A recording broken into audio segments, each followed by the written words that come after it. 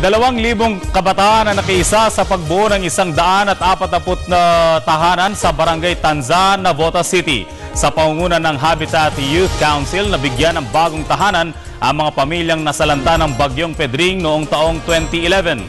Ayon kay Navotas City Mayor John Ray Chanco, ang pagtulong ng mga nasabing mga kabataan ay isang halimbawa ng moderno.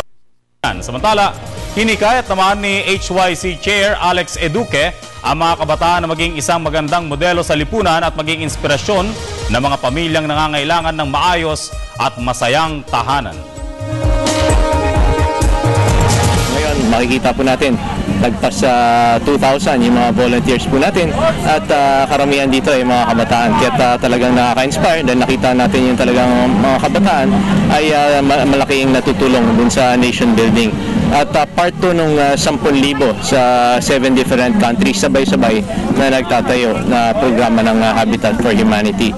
Itong youth build na to is all over Asia. We're participating in 7 different countries katulad ng China, Japan, Cambodia, and total youth involved is 10,000. Pero the Philippines alone is 2,000. So napaka-saludo ako sa lahat ng mga bata na nandito kasi nakikita ko talaga yung malasakit nila.